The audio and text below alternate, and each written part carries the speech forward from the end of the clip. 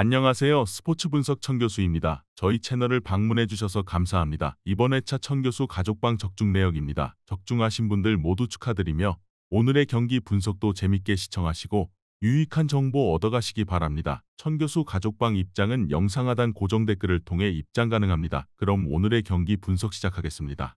6월 11일 월드컵 예선 6경기 분석 시작하겠습니다. 첫 번째로 일본 대 시리아 경기 알아보겠습니다. 일본은 이미 조 1위를 확정지은 상황이다. 이번 매치에서는 상당히 실험적인 스타일로 경기를 치를 것이라는 예상도 하고 있는 상태다. 다만 시리아를 상대로 체급상에서 상당히 앞서는 점은 확실할 것으로 보는 편이 좋겠다. 물론 시리아가 템백으로 잠가버리는 상황에서는 약점을 드러내기도 하는 편인데 시리아가 현재 템백을 할 상황이 아니라는 점은 일본 입장에서는 기회가 될 것으로 보인다. 시리아는 북한과의 경기에서 져버리면서 이 경기에서 이기지 못하면 탈락할 가능성이 높다. 비교도 가능성이 없지는 않지만 북한이 미얀마를 상대로 승리할 가능성이 높기 때문이다. 결국 시리아도 템백 상황을 90분 내내 이어가기는 어려운 상황이라는 점이다. 문제는 주장인 알소마 홀로 경기를 이끌어야 하는 공격력에서의 난조와 최근에도 7대0으로 이긴 미얀마전을 제외하면 2골 이상 기록한 사례 자체가 없다. 일본이 상당히 유리한 상황으로 보고 있다. 시리아가 현재 앞선에 힘을 주고 맞불 양상으로 나서야 할 상태다.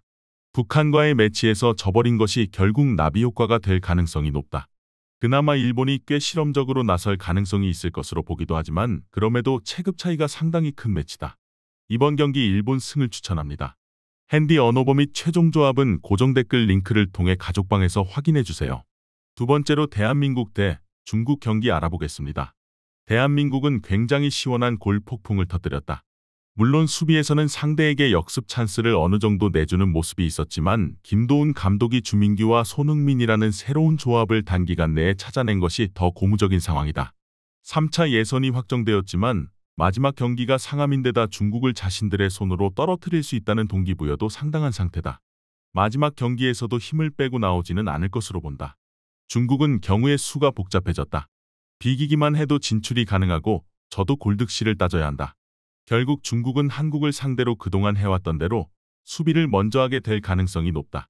문제는 홈에서도 전력의 차이를 극복하지 못해서 0대3으로 졌고 지난 매치에서 올라오는 듯 했던 골 결정력도 좋지 못했다. 특히 기와 선수 콘세 이상이 PK를 날려버리는 모습은 충격이었다.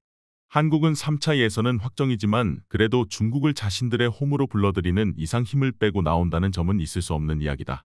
손흥민과 주민규의 활약이 매우 좋았던 것도 사실이고 중국의 경우 수비 말고는 딱히 할 수 있는 것이 없다고 보고 있다. 이번 경기 대한민국 승을 추천합니다. 핸디 언어버 및 최종 조합은 고정 댓글 링크를 통해 가족방에서 확인해주세요. 경기 분석 잘 보고 오셨나요? 다음 경기 분석 보시기 전에 천교수 가족방 입장하시는 법 안내해드리도록 하겠습니다. 첫 번째로 영상 하단 댓글을 클릭해주세요. 두 번째로 링크를 클릭하신 후 세 번째로 채팅 참여하기 클릭하셔서 문의 주시고 답장 기다려주시면 됩니다. 남은 영상 유익한 정보 얻어가시길 바라며 이어서 다음 경기 분석 시작하겠습니다. 세 번째로 호주 대 팔레스타인 경기 알아보겠습니다. 호주는 이미 3차 예선으로 가는 것은 확정이 된 상태다. 다만 이 매치를 대충 치를 이유는 없는 상태다.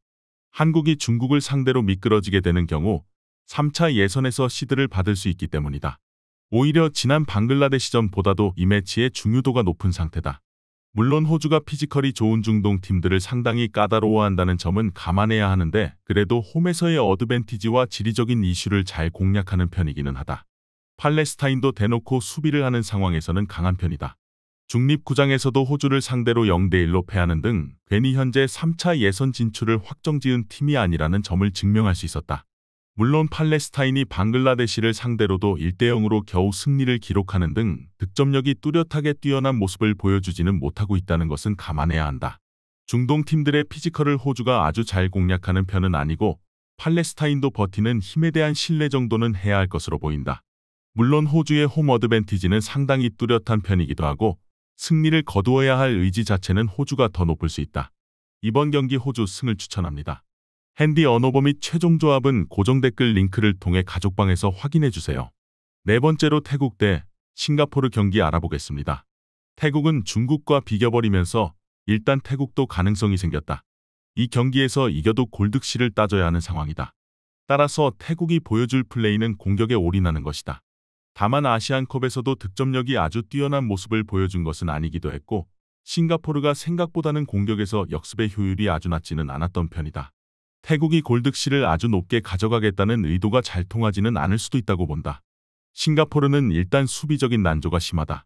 다만 한국전에서도 의외로 공격이 어느 정도 괜찮은 전개를 보이기도 했는데 실제로 중국과의 2연전에서도 모두 득점을 기록했고 2대2라는 무승부 성과를 기록하기도 했다.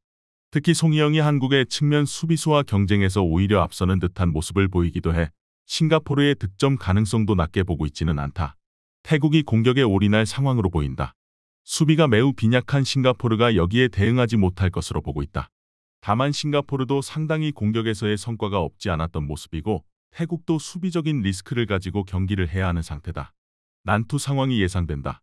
이번 경기 태국 승을 추천합니다. 핸디 언어버 및 최종 조합은 고정 댓글 링크를 통해 가족방에서 확인해주세요. 경기 분석 잘 보고 오셨나요? 다음 경기 분석 보시기 전에 천교수 가족방 입장하시는 법 안내해드리도록 하겠습니다. 첫 번째로 영상 하단 댓글을 클릭해주세요. 두 번째로 링크를 클릭하신 후 세 번째로 채팅 참여하기 클릭하셔서 문의 주시고 답장 기다려주시면 됩니다. 남은 영상 유익한 정보 얻어가시길 바라며 이어서 다음 경기 분석 시작하겠습니다. 다섯 번째로 인도네시아 대 필리핀 경기 알아보겠습니다. 인도네시아는 이기면 2위를 굳힐 수 있는 상황이다. 일단 이라크를 상대로는 피지컬에서 상당히 밀리면서 고전했다. 다만 베트남을 상대로 아시안컵과 월드컵 예선에서 꾸준하게 개인기와 경합에서 우위를 잡아내는 모습을 보여준 전력이다. 동남아 팀을 상대로는 경합 상황에서 약하지 않다. 일단 상대가 조최약체 필리핀이라는 점에서 상성이 나쁘지는 않다고 볼 수 있겠다. 필리핀은 롱킥으로 상대 뒷공간을 타격하는 플레이가 아주 나쁘지는 않았던 편이다. 문제는 상대를 저지하는 수비 능력이 너무 부족하다는 점이다. 지난 경기에서도 베트남이 초반부터 몰아치는 모습이었는데 위치 선정과 클리어링 미스 등 실수가 상당히 잦았던 모습이었다. 일단 인도네시아가 공격에 치중할 가능성이 높다. 난전 가능성이 높은 매치라고 보면 좋겠다. 동남아 레벨에서는 인도네시아가 상당히 경합과 개인기에서 우세한 흐름을 잘 잡고 있다. 특히 필리핀이 적극적으로 운영을 할 인도네시아를 저지하기에는 상당히 수비가 부실한 흐름이다. 그나마 롱킥으로 뒷공간을 파버리는 플레이는 나쁘지 않았던 점이 다행이다. 이번 경기 인도네시아 승을 추천합니다. 핸디 언어버 및 최종 조합은 고정 댓글 링크를 통해 가족방에서 확인해주세요. 마지막으로 말레이시아 대 대만 경기 알아보겠습니다. 말레이시아는 공격에 올인해야 할 상황이다. 일단 이 경기를 이기고 키르기스스탄이 크게 져야 3차 예선에 진출할 수 있는 상황이기 때문이다. 다만 말레이시아의 테러를 당한 선수들이 공격수들이고 최근에도 3대3으로 흔들리던 대한민국을 상대로 아시안컵에서 무승부를 거둔 이후로는 득점력이 그다지 훌륭한 모습을 보여주는 것은 아니었다. 8점이나 되는 골득실을 커버할 수 있는 상황은 아니라고 본다. 대만 입장에서는 그다지 의욕이 없고 전력에서도 말레이시아와 비교하면 민망한 것이 사실이다. 일단 매번 공 점유율을 40% 이상으로 가져가는 것 자체가 힘든 전력이다. 그나마 수비에 집중하는 상황에서도 결국 실점의 폭만 어느 정도 줄일 뿐 결국 무승부 이상을 기록하지 못하고 있다. 말레이시아를 상대로도 큰 변수가 있을 것 같지는 않다. 말레이시아는 대량 득점을 노려야 하는 상황이라서 초반부터 상당히 밀어붙일 것으로 보인다. 다만 한국에게 무승부를 기록한 것을 제외하면 그다지 골 기록이 뚜렷하게 나오고 있지 못한 것이 사실이다. 테러를 당한 선수들도 대부분 공격수들이라서 8점이나 되는 골득실을 커버할 만한 상황인지는 알 수 없다. 이번 경기 말레이시아 승을 추천합니다. 핸디 언어버 및 최종 조합은 고정 댓글 링크를 통해 가족방에서 확인해주세요.